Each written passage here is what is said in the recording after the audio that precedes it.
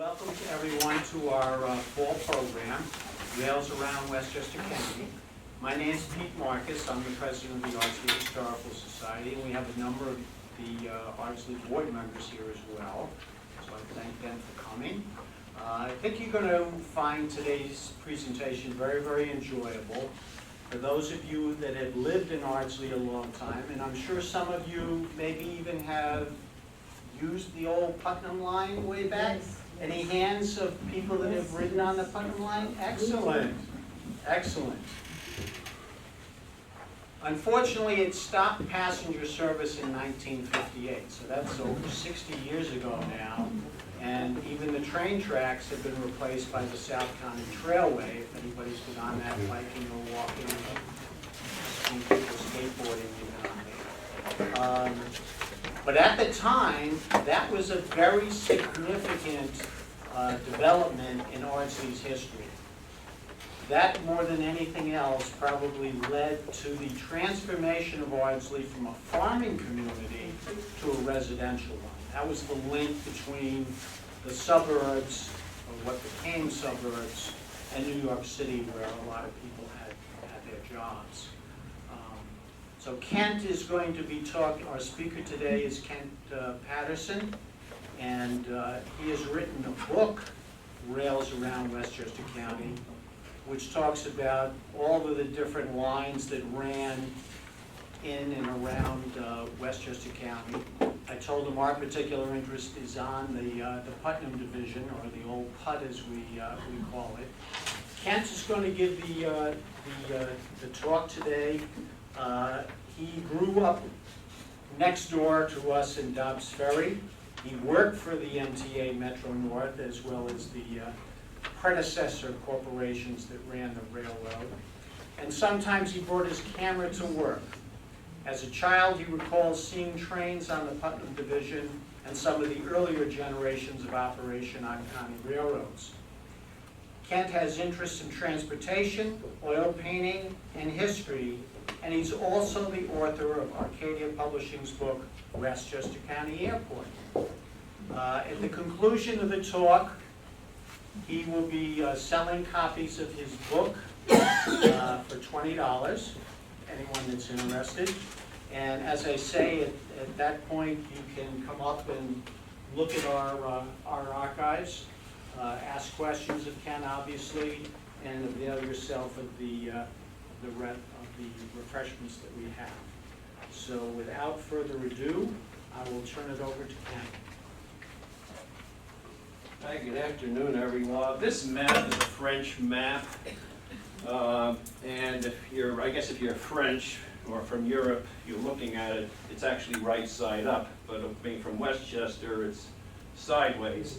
But do note that before there was any commerce to speak of, maybe just in Manhattan, 1700s, just shows you how desolate Westchester was. You could see there were some farming roads here. This area was pretty much a wilderness. The real paths of commerce, really, other than a few paths or roads, were the Bronx River, Sawmill, and the Hutchison River. Just think if you're going from Dobbs Ferry over to Mamaroneck, you go up the hill and down the hill and up, over to each river. It just doesn't work. There was one corridor here, and I imagine there was a decent amount of trade here. So that was early commerce, and it kind of remained that way into the 1800s. Railroads came, the railroad started 1832, got up to the Harlem River, late 1800s. It was only chartered to go the length of Manhattan, but forward-thinking people at the time, legislatures, investors, wanted to extend it north, and they had little trouble getting a charter from Albany. The Harlem basically got to White Plains 1846, got up to Croton Falls on the Putnam County border about 1848, was delayed for a year or two, and then continued north to Chatham, where it made a connection west with the Boston and Albany Railroad. That was our first railroad that made it end to end. At that time, investors in New England wanted to access New York, and there was a pretty good-sized network of railroads in southern New England, and it came in from New Haven and worked its way south in increments down to Woodlawn Junction in the Bronx, where it is today. And on the right is one of the earliest stations, Gingerbread. The New Haven Railroad, I guess partly maybe because it's New England, they did a lot of gingerbread stations. New York Central, the Harlem, never did it. But even today, if you go on a New Haven line in Connecticut, stations like Darien, Westport, you'll see gingerbread on the stations still to this day.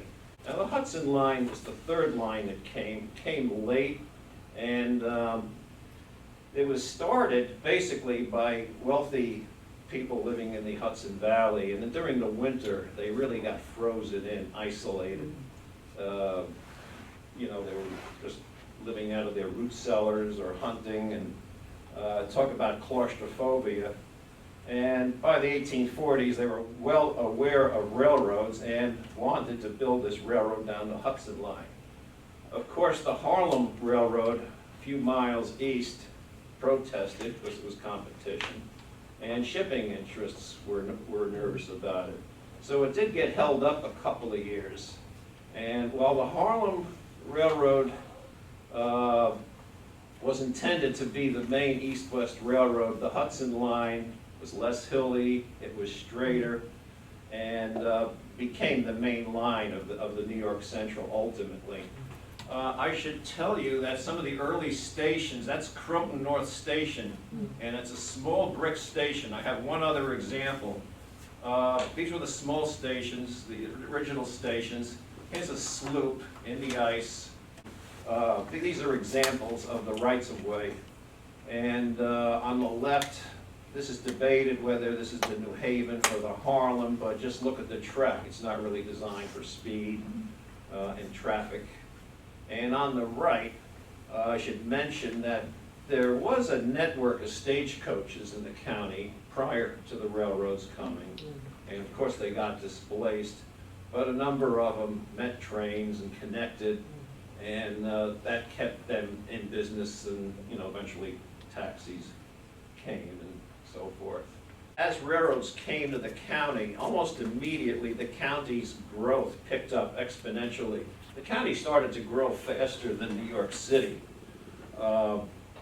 just by the space here, the access to get to anywhere in the county within a couple of hours versus a couple of days, maybe a decade sooner. The Harlem Railroad went straight up Park Avenue, and this is how they originally worked. Coaches would come down to Manhattan. Steam power would cut away, as you're seeing in this photo here at 42nd Street, and horses would pull cars to lower Manhattan. This looks like more of a city stagecoach. And this here looks like a full-size coach like that. This building here was actually the first large station in New York City. It was a forerunner to Grand Central. And if you see, it was some coaches. This is Park Avenue, the tracks went straight down. And this was basically offices, stables, a small waiting area. It was not much of a station. This muddy scene here was a depiction of 42nd Street, about where Grand Central is today. And what they all did here was they took off the horses and added steam power, and then trains continued north. Looks like four horses would pull one coach. You might see 3-4 coaches. They'd stage them together and then build a train and continue north. It was kind of a lengthy operation, lengthy time-wise, but it was the best thing they had. Now, if you went down the Hudson River, it was a long time before you could go to Grand Central Terminal. Hudson Line originally just went straight down the Hudson River. If you look at that drawbridge going over the Harlem River at Spike-Dival, see the tracks going down. That's what it was originally, all the way down. There was no line. Spike-Dival was not a junction. It was just a place where the Harlem River came out, and that was it. So this was the New York terminal if you were coming from western New York or even out west. And that went on till the 1860s. And during that time, Commodore Vanderbilt, one of the earlier big industrialists, got interested in the railroads. He was in steamships, and I think he got a little bit bored about steamships and saw the dynamism in railroads. And in the 1840s, 50s, 60s, I think it was starting to attract the best, the brightest, and the most money. So what he did was he bought the New York Central, the Hudson Line, and he bought the Harlem Line. He also bought about a half a dozen lines upstate and in the Midwest to build a New York to Chicago network. While this line originally went straight down to New York, this 1952 photograph will illustrate what you had. Was you had the Hudson, you had the Harlem, and then he built this little link, the Spuyten Duyvil and Port Morris. And this here, going across, is newer than this railroad. This was put in 1870. So he could bring everyone into the middle of Manhattan, which really wasn't a busy part of the city then, but he built this about 1871. It was at the northern fringes of Manhattan's populated area. He was ridiculed, but the city grew around it. On the right, I should tell you that this, if I had a big picture, big enlarging properties, this is actually a Hudson River local train. I think it's an 11:20 train, and if you look at the stations, you'll see Dobbs Ferry, Ardsley on Hudson, Irvington, and so forth. This will illustrate how quick commuter traffic picked up in the county in the mid-1800s. This is actually a 1909 schedule from White Plains to New York. And you can see here, it's in the handout too, you'll see a couple trains that make it down to New York in 40 minutes, which I thought for 1909 was pretty good, because what does it take, 4 minutes quicker now? So with all this traffic, it was good. Westchester was growing quicker than Manhattan. And it eventually warranted 4 tracks. It warranted grade separation, as you see in this photo. But I should mention that that cut down below also attracted a lot of moisture, fog, and what was happening was visibility was bad. And while you see this idyllic scene where everything is fine on a sunny day in foul weather, and they burnt a lot of coal in those days, the visibility was terrible here. And it just started to cause a series of fatal rear-end accidents. Fortunately, electrification was developed right about the same time, and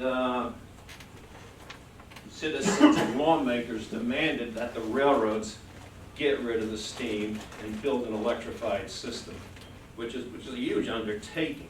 You're just basically converting the railroad from a steam railroad to an electric railroad. And this is Woodlawn, where they had changed locomotive power. And in this photo, you see a little of the new and the old. The steam engine, there's the third rail. They did these temporary changing points from electric to steam at High Bridge. I think they did it at Tarrytown once in a while, New Rochelle, Portchester, and before they did Croton, Harmon, and White Plains. Here's the construction of the catenary. This is pre-catenary, Mount Vernon. You can see no overhead, eyesore catenary poles, but What's a catenary? okay, catenary is the electrical apparatus that has the overhead wire. You see the New Haven line, all the wires? Yes. That's catenary. And I don't know how they came up with that term, but that carries the electricity. And this is the first electric train out of Portchester, 1907. I should mention that the New York this was the early days of electricity, and the New York Central, in a lot of industries were using DC. It was a simpler current, but it was also a little harder to operate over long distances. The New Haven worked with a Mr. Westinghouse. We all heard Westinghouse. He developed, partly with Tesla, alternating current, which was more complicated, but when done, more efficient. The New Haven was able to develop an alternating current system, which I thought was a pretty amazing feat for 1907. And it worked, and they still use it, AC power. This is the New York Central side of things, the very first electric train in New York. There's a photographer here. I put a camera in his film or something like that. This is 1907, starting of electric service. You still have the old Grand Central, but you have third rail. So is that why the Connecticut line has the overhead wires and the other two lines have third rails? Right. They both, the New Haven line had that preference. I should mention, though, good point, when they get to Woodlawn, they have to use third rail. So they had to develop a system to work on both, but they did. Where was that picture taken? That's at High Bridge, actually. Okay, oh, the bridge, right? Just Yeah. above that is, Yes. you know, the Looking north. 95. You can walk across this bridge. That's the Croton Aqueduct. That's been recently reopened. And this is a three-phase view of Grand Central. And in a way, this is three eras. Over here is, you know, when I go back to saying how things got busier and busier, this terminal was, you know, about this much when they built it, but there was more and more demand, so they were buying space, and now by this is 1908 when, was it Grover Cleveland, one of those presidents, might be Rutherford B. Hayes died, but you'll see flags at half-mast. But anyway, it's a swollen coach yard. They're still using the old terminal. We have third rail, just about all electric engines here. I think there is a steam engine somewhere. There's an annex here that is now in disuse because what they're doing now here is they're carving out the new terminal. And what you see on the left here is the beginning of the new terminal. This building still exists. All these platforms still exist. I think this might be the post office building or 466 Lexington Avenue, which is office buildings now. But this was already completed. This was next. They were using this. They can't use this. When they finish this, they'll close this up and then finish this. So that's how they did it. They didn't just do it overnight. They did it in three phases. So all of that is dug out below grade? Yeah, that is several stories below. This might help. You see the pilings there? Yeah. And they're probably like 20, 30 feet. I wonder what they did with all the earth that they pulled out. Oh, I'm glad you asked that. A lot of that earth came out to straighten out the Hudson line or to make fills, to make enhancements. I mean, they had hopper cars full of Yeah, stone. right, must have. This is how Grand Central turned out. Bigger terminal, an upper and lower level. You could barely see here track diagrams, which are in lighter coloring, which indicates that they were going to the lower level. There was a lower level that had an almost as complicated alignment of tracks. By the way, this board I actually worked with. It was used up into the 80s or even 90s, although the phones, you know, I did have newer phones. Pictures of the Hudson line. On the left is a Leslie Reagan painting in Hastings, the Empire State Express. On the right, Yonkers, when it was street level. Dobbs Ferry, 3 tracks, small yard. Partly, you could say, there's Ardsley on the upper left, Ardsley on Hudson Station. I do recommend going over to that station and taking a look at it. It's an old antique of the station. It's almost overlooked by civilization. Irvington, So these are people coming up on a special train to look at real estate in Croton Harmon. And if you ever go around Harmon, you'll see a grid neighborhood, and I think that's what this was all about. And Harmon was the big hub for locomotives, equipment. It serviced them, coaled them. They changed from electric to steam or diesel, depending upon the era. Note Croton Point at the lower right, before we put in the big Route 9, before we made a Croton dump. This is the drive-in, which was there. This is about 1960, a few years after steam left, but you could see how much influence man had at the time. Croton Harmon Station, that top picture on the right I took when I was 12. It was a friendly railroad, if anyone recalls. People were nice. The 20th Century Limited was the big crack train, New York to Chicago. It used to get a new set of equipment roughly every decade until its last set in 1948, where you see Mamie and General Eisenhower. Okay, these were the early brick stations on the Hudson line. This looks like it was taken maybe in the 20s or 30s, but that was your typical brick station. 4-track railroad. That bridge there was there until the 80s, I think. They finally took it down. One thing important about the Harlem line I should mention, and I think it's relative to Ardsley too, was the elimination of railroad crossings. Ashford Avenue, they eliminated that crossing in the 50s. Used to have a crossing. The Hudson line really didn't have that many crossings because it was basically you go down and you're on the river and you'd have a bridge. But this, they started to see a need to get rid of crossings in the 1800s, even though even today people talk about it. And this shows two phases. On the left is the original Harlem line at street level, and over here is a cut. And here's the station with the stairs going down. This is the beginning of getting rid of crossings on the Harlem. I always thought that when they put in electrification, all the crossings were gone. I was wrong, because 3 years after the new Grand Central was opened, this 1916 photo shows Bronxville with a crossing. I think this is Pondfield Road that has a tunnel under it now. I think that's the Gramerton Hotel. And hey, look at that crossing guard. He's checking out the ladies.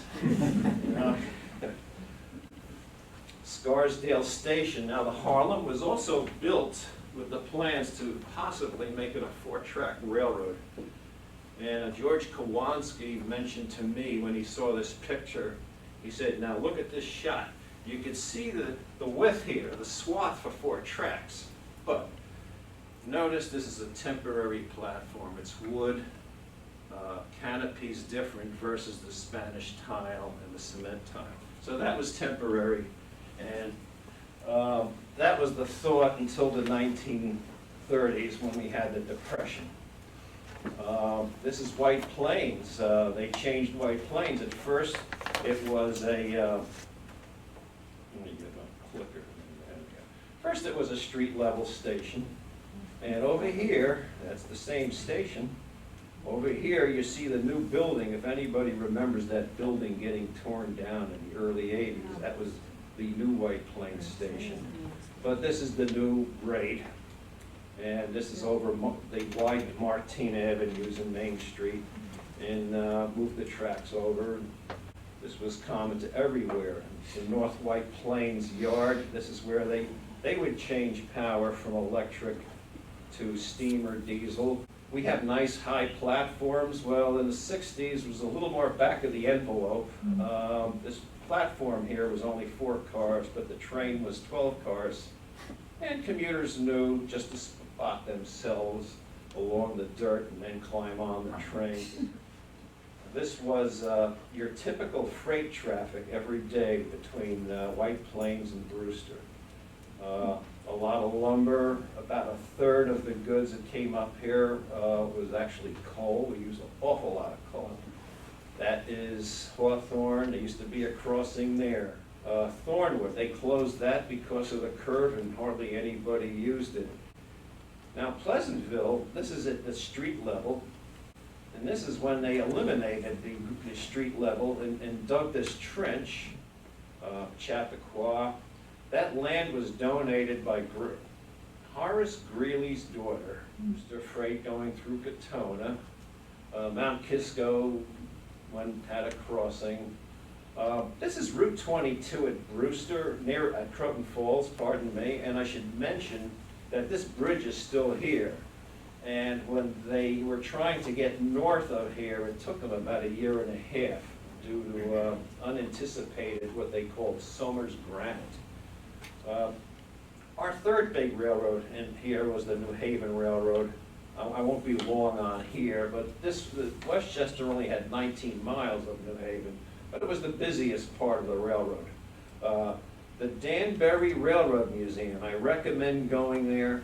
There's a good number of equipment that ran around here that's up there. And there's a lot of exhibits that would be familiar to you that would be up there.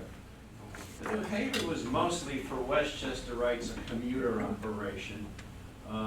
They try to divert people down through the Bronx out of New Rochelle with this. They were never really successful, but they handled a lot of commuter traffic. The one thing I did find interesting was they had a few of these, what they call subscription cars. You had commuting on here. Not only that, it cost a couple grand extra a year to ride. The New Haven in its later years, they operated a lot of times in bankruptcies. You had egotistical managers like Schuyler, J.P. Morgan. They thought big, but sometimes they overextended themselves. There was financial malfeasance. This was another Morgan venture, J.P. Morgan. He owned the New York, New Haven, and Hartford, but he was also afraid of competition. It was going to be an electric transit line. They used electric doors. They used phones instead of telegraphy. They used a modern signal system and a tower system. They used high platforms. Nobody thought of using high platforms. They used a 20-minute headway frequency, meaning that you don't even really need a schedule. You know, if you go to the station and you miss the train, the next one will be in 19 minutes. It's not that big a deal. The only problem is that it really didn't get that much traffic. It ran through the backwoods of Scarsdale and New Rochelle. Here it is being built. This is at Columbus Avenue in Mount Vernon. You can see a bridge girder getting lowered onto the New Haven. Note the stations. They didn't spare any expense on those two top photos.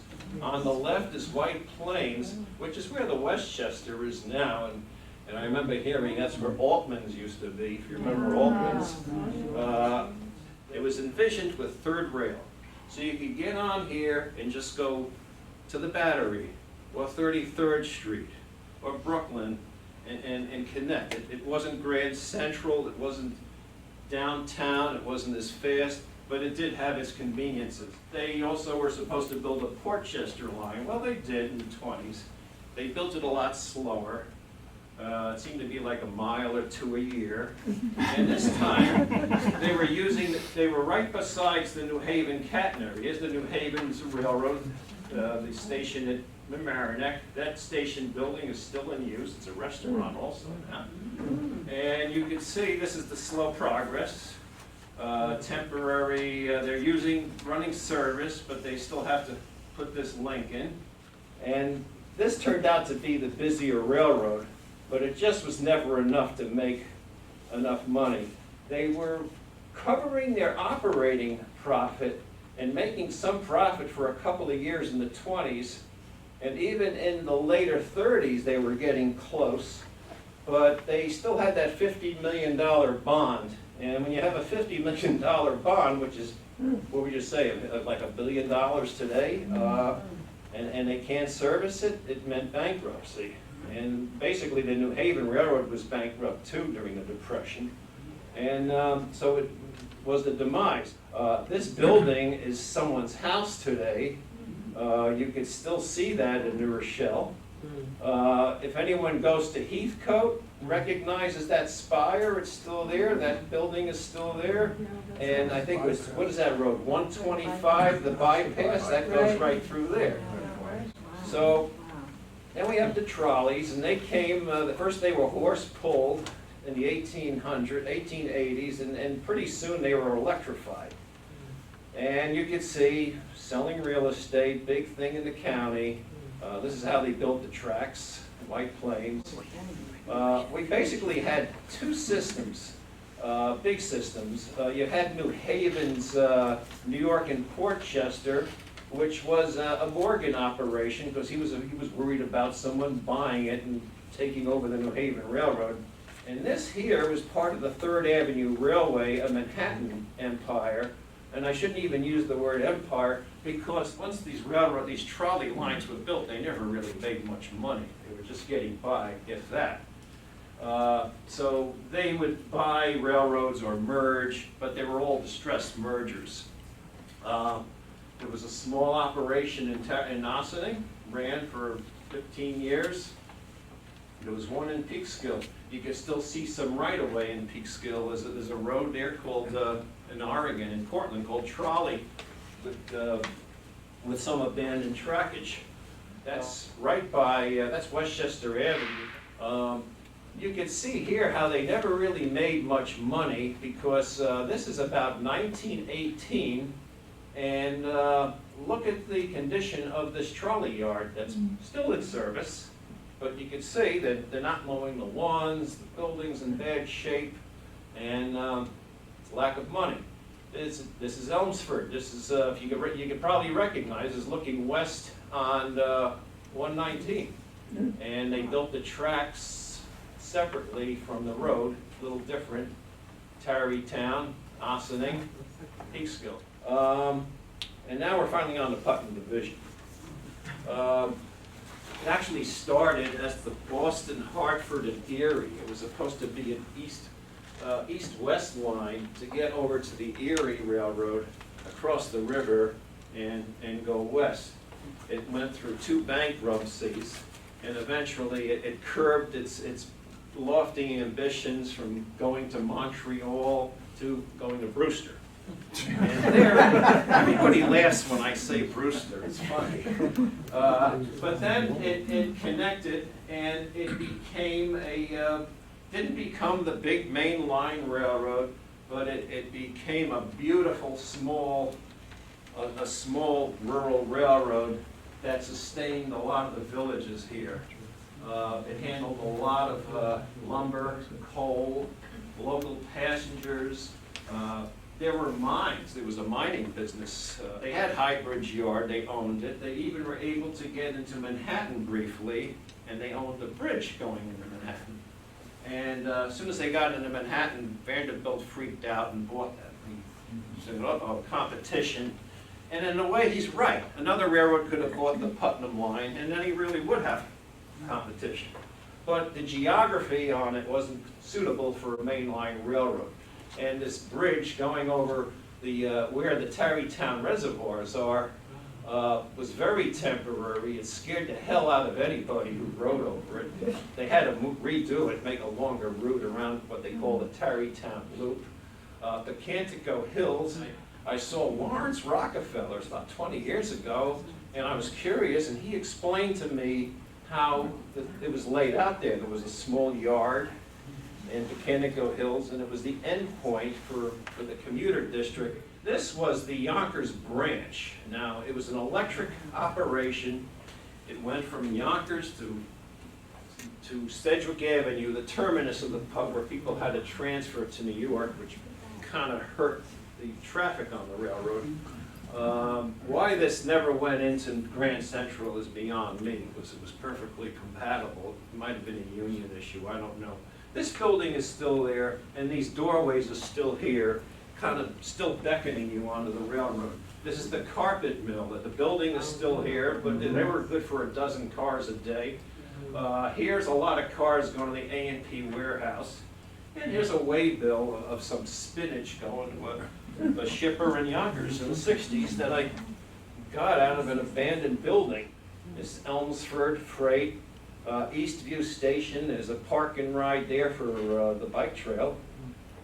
This is Baldwin Place, the end of Westchester, or you could argue that Granite Springs was. Agricultural traffic. Calvin Coolidge got a tree from Amawalk via the putt. And there's the last run. Here's your photo again. This was also the last trip. A lot of people photographed it. This is at Dunwoody.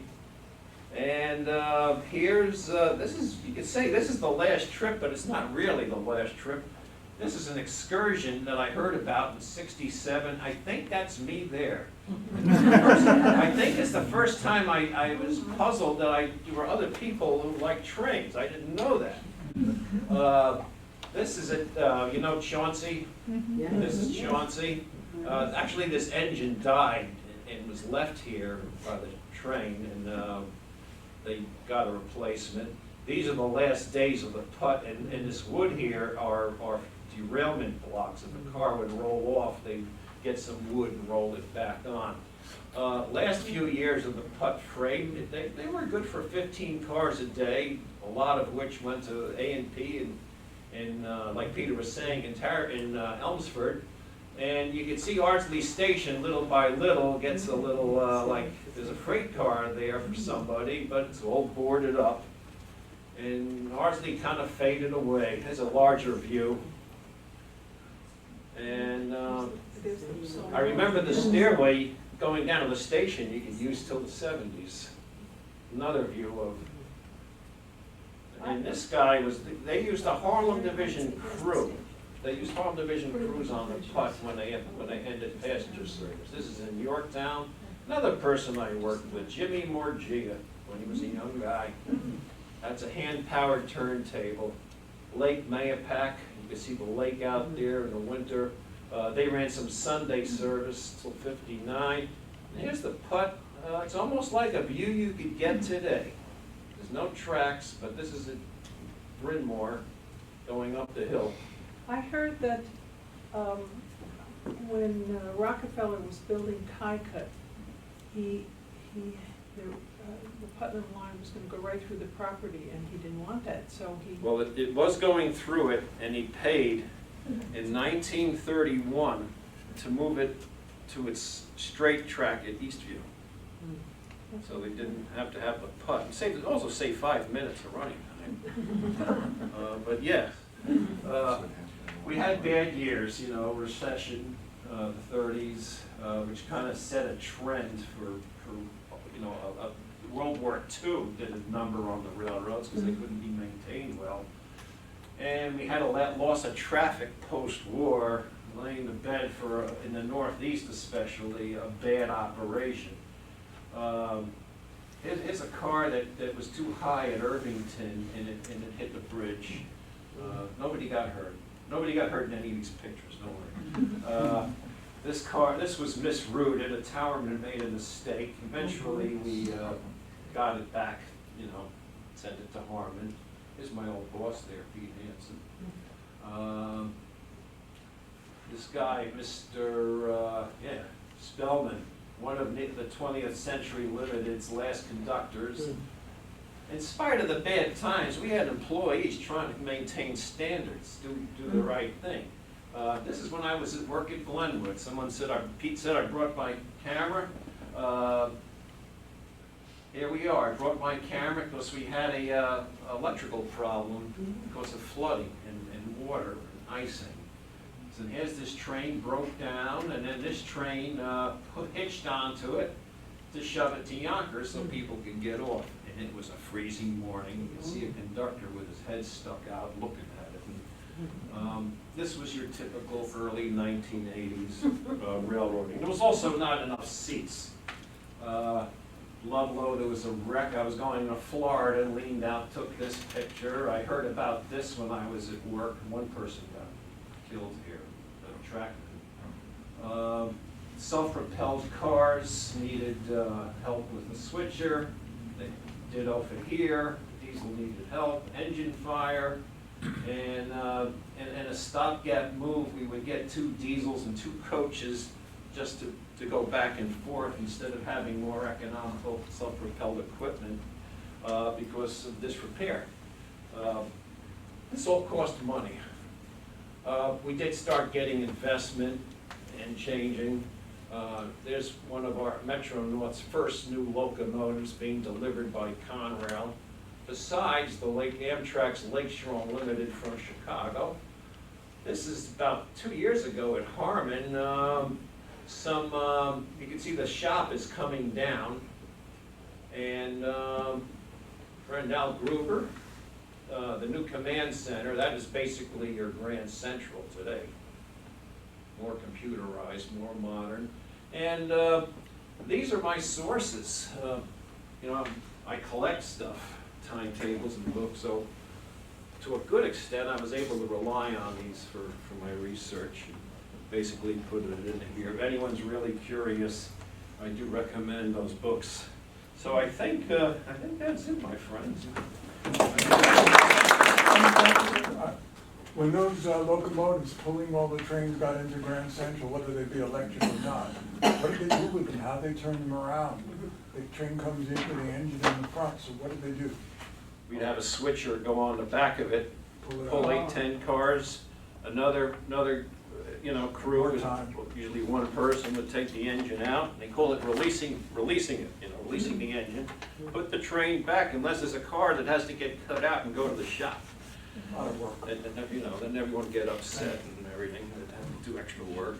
And then the engine would, after inspection, either that engine or another engine would go back on top. And they use that word, it's covered. Like your train 947, the Brewster, check mark, it's covered. Time consuming. And then today, we just basically have single trains that go both ways. It's much simpler. So, where did the coal come from? To the Ardsley station, was it technically in Dobbs Ferry?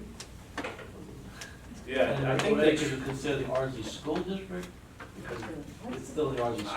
I know. Growing up in Dobbs Ferry, I remember the people that lived over the hill, they went to Ardsley schools. They were like foreigners, I just never really got that, And culturally, they were more like Ardsley people, just the way it goes. Right. And like Fred Arone, he was the agent at Dobbs Ferry. He lived in Dobbs Ferry, but he was the Ardsley agent. Yeah. And but the tracks were just inside Dobbs Ferry. And I don't know how many feet it is from the tracks till you hit Ardsley, but it's just yards or feet. And I remember one cop, Monty Perkins, a friend of mine, was a train fan too, long gone, born 1911. He told me when in the 50s, 40s and 50s, he used to have to go down there when they did, for mail, just to stand guard. And I remember him saying to me from the desk in the Dobbs Ferry police station, that was in Dobbs Ferry too, But it was really Ardsley. All the mail was going to Ardsley. All the people were going to Ardsley. So people walking up the hill. Thank you very much for an excellent talk. Really, I've heard a couple of talks on railroads, and this was really the best. I just want to make 2 comments. One, people who are unfamiliar with this neck of the woods, in Manhattan, Grand Central, they're coming up here, they think they're coming to Ardsley, they see Ardsley, and they wind up over there in Ardsley Irvington. on Hudson. Yes, that's been very Yes, it confusing. happens. Listen, it's worse when they buy a house. And they think when I was at Metro North, I've met with the town manager, village manager here, about getting parking spaces for people.